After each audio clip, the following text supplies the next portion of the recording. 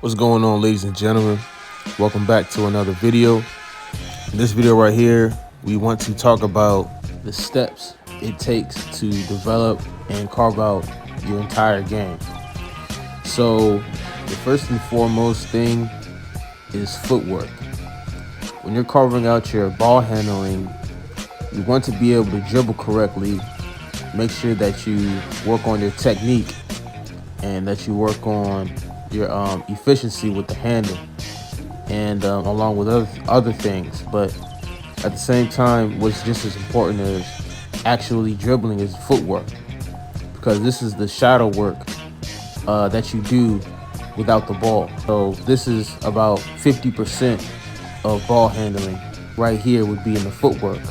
This is what will allow you to be able to do everything else at a more comfortable and effective state, whether it's getting by your defender, faking your defender out, and just simply the simplicity of just being able to move more freely without having to exert too much energy on footwork. And once you get your footwork down, this will allow you to get into the main thing a lot better, which is shadow dribbling. Once you can shadow dribble, this is basically carving out the basis of your entire game.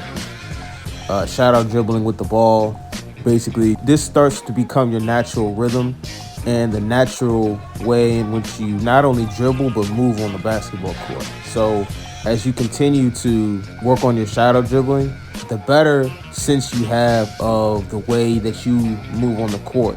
And if you stick to that rhythm and stick to the way you move naturally, whether you have the ball in your hands or whether you're moving off ball, then that will give you a better sense of style in your play. The next thing you want to develop after you developed footwork, including footwork for defense and shadow dribbling, even including your shadow dribbling off ball, is a one dribble pull-up. Because now once you add the one dribble pull-up to your bag, now with the footwork that you have and the ball handling skills that you have, now you added the one dribble pull-up factor to it. So it's not like you always need to drive to the basket and score. Now they had to be worried about you just pulling up from anywhere, basically.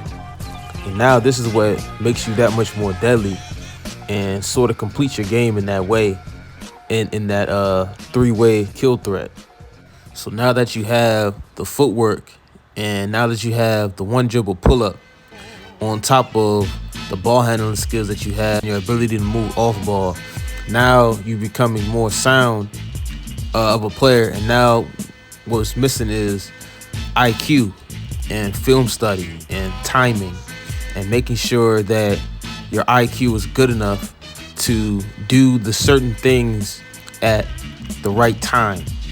And then once you get more of a feel from the game and pick up on certain little things, then this would allow you to be able to execute yourself most effectively, like knowing when to backdoor cut and when to drive and when to use your teammates as advantages, maybe a head fake, giving up the ball and getting other guys open.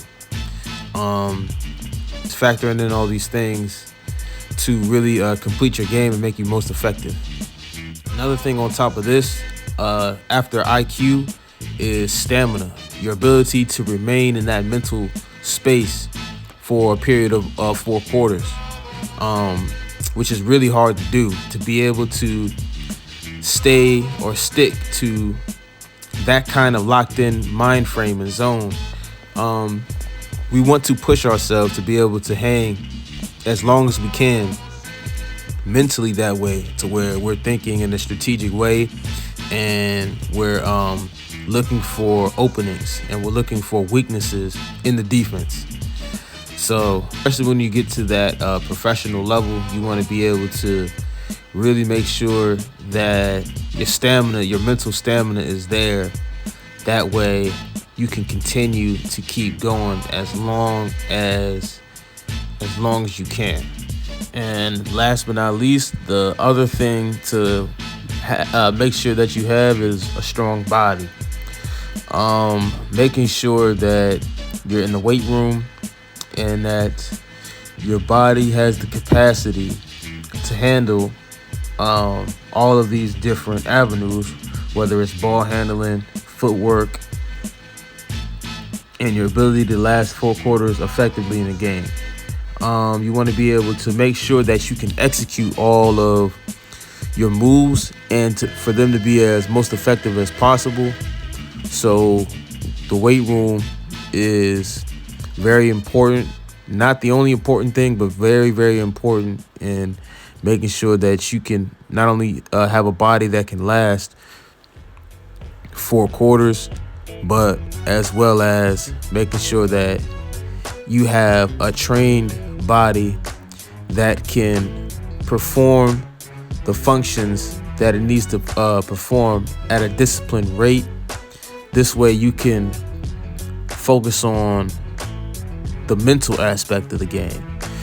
The less effort that you need to exert trying to force a move or do a move, the better, because now you can spend more time focusing on the actual game and the strategy of the game and being able to execute it that more smoothly.